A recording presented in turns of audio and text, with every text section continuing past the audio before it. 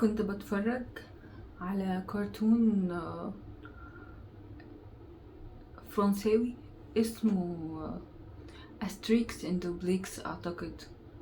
اول حلقة في اول جزء خالص في اتنين اصحاب، واحد رفيع قوي وواحد تخين قوي. هما الاتنين اصحاب قوي. في القرية دي جه ولد من قرية تانية. الولد ده يعني البلطجي. المشهد ده خلاني بجد تنحت. انا تعرضت لكل انواع التنمر، كان عندي وانا صغيرة كل انواع صعوبات التعلم، لدرجة ان انا لما كبرت اخترت ان انا ابقى مدرسة علشان خاطر اساعد الاطفال. وكان عندي كان عندي رولز. اهم حاجة ان مفيش تنمر ولا كذب. الناس يعني دول اهم حاجتين، ما تكذبش عليا، وممنوع منعا باتا. دي الجريمة رقم واحد. جريمة رقم واحد التنمر. جريمة رقم اتنين الكذب. مفيش الكلام ده خالص. يعني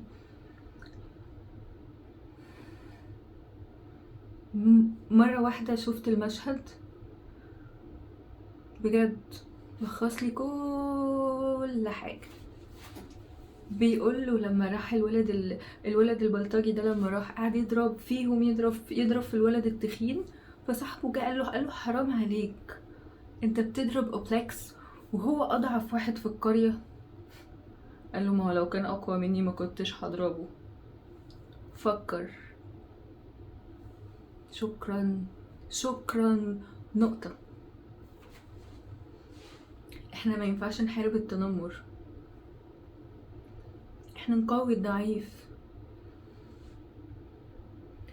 المتنمر هو شايف نفسه قوي، هيشوف نفسه قوي ازاي لو مفيش اضعف منه؟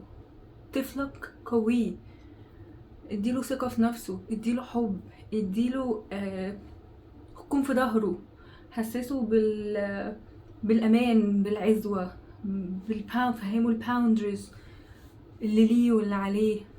فاتكلم معاه، فهمه، عقله، حسسه انك في ظهره.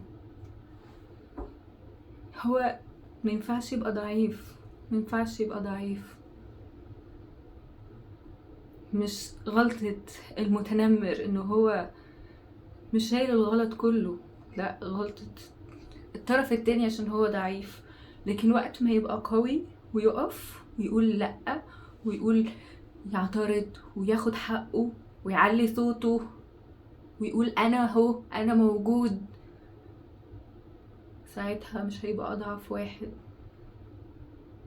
ساعتها مش هيبقى الشخص اللي بيتنمروا عليه، بالعكس هيبقى الشخص اللي بيعملوا له ألف حساب. ممكن يبقى الشخص اللي بيدافع على الناس الضعيفة. لو عندك ابن بنت خليهم أقوياء، عشان ده السلاح الوحيد اللي مش هيخلي حد يتنمر عليهم أو يبقى الأضعف في الفصل، في الشارع، في العيلة، في اخواته، في المجتمع، في أي حتة. هو قوي. القوة لازم يبقى معاها رحمة.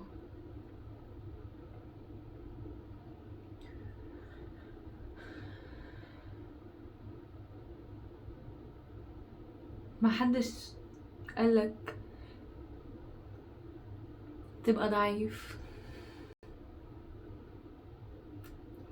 الحياة دي ما فيهاش مكان للضعيف، غير انه هو يفضل ي... ي... تيجي عليه الناس والظروف والدنيا لغاية ما يقوى. ما هو انت المفروض ان انت تبقى قوي. انت مش موجود الدنيا دي عشان تتهان، لا خالص. انت موجود عشان يبقى انت ليك مكان. فانت موجود عشان تعرف مكانك ده وتؤدي فيه، فتشع، تملأ، تطور، تحسن، تخلي الدنيا احسن.